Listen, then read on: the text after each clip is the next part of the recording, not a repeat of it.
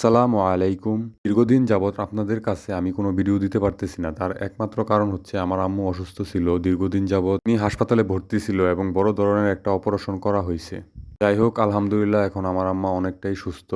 সবাই আমার আম্মার জন্য দোয়া করবেন। আপনারা এখানে যে ঘরটি দেখতে পাচ্ছেন এটা আমার নতুন করা মহিষের জন্য ঘর। অর্থাৎ এখানে ৪ টা মহিষ বাঁধার জন্য একটা জায়গা তৈরি করতেছি।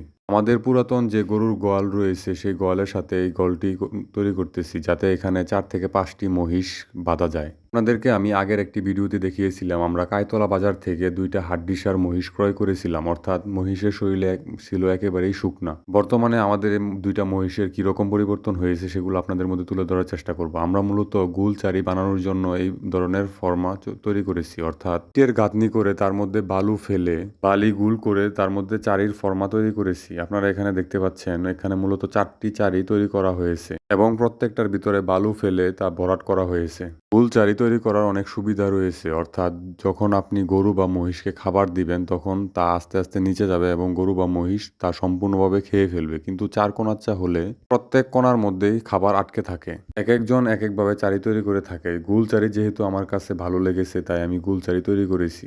আমরা এই শেডটি তৈরি করতেছি মূলত মহিষ পালন করার জন্য। অর্থাৎ এখানে যে কয়টা চারি দেখতে পাচ্ছেন প্রত্যেকটা চারি একটু বড় করে তৈরি করার চেষ্টা করেছি যাতে এখানে বড় গরু এবং বড় মহিষ অনায়াসে খাবার খেতে পারে এবং একটা মহিষের জন্য ৪ ফিট জায়গা রাখা হয়েছে যাতে সে সুন্দরভাবে খাবার খেতে পারে এবং আরাম করতে পারে। একটি শেড করতে হলে অনেক দিক খেয়াল রেখে তারপরে শেড নির্মাণ করতে হবে। প্রথমত দিক হচ্ছে একটা গরু থেকে আরেকটা গরুর দূরত্ব যেন সঠিক হয় এবং গরু বা মহিষ যেন সঠিকভাবে খাবারটা খেতে পারে।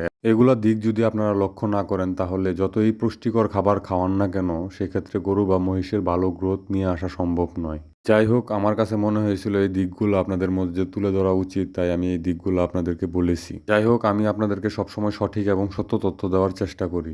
ইনশাল্লাহ এখন থেকে আপনাদেরকে রেগুলার ভিডিও দেওয়ার চেষ্টা করব। এগুলা হচ্ছে আমাদের সেই মহিষ যেগুলো আমরা কিছুদিন আগে বাজার থেকে কিনে নিয়ে এসেছিলাম। আর অল্প কিছুদিন হচ্ছে এগুলাকে আমরা খাবার দিচ্ছি অর্থাৎ দানাদার খাবার দিচ্ছি। এতদিন যাবৎ জমিতে ঘাস খাইয়েছিলাম। এতদিন যাবৎ এই মহিষগুলোকে খুব বেশি একটা যত্ন দিতে পারিনি।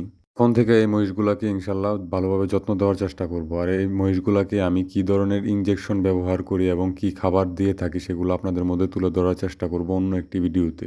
এই ঘরটির মধ্যে ৩ টি মহিষ থাকে। এই ২ টা মহিষকে আমরা বেঁধে খাবার দিই। আরেকটা যে মহিষ রয়েছে সেই মহিষ আমরা সকালবেলা খাবার দিয়ে তা জমিতে বেঁধে দিয়ে আসি। যেহেতু ওই মহিষটি আমাদের খামারেরই মহিষ। আর এই মহিষটা যেহেতু আমরা বিক্রি করব না তাই এই মহিষটাকে আমরা বেশি খাবার দেই না। এখন থেকে ইনশাল্লাহ প্রতিনিয়ত ভিডিও পাবেন। আজকের মতো এই পর্যন্তই। সবাই ভালো থাকবেন, সুস্থ থাকবেন এবং আমাদের জন্য দোয়া করবেন। আল্লাহ যেন আমাদের সকল কাজে বরকত দান করেন। আসসালামু আলাইকুম।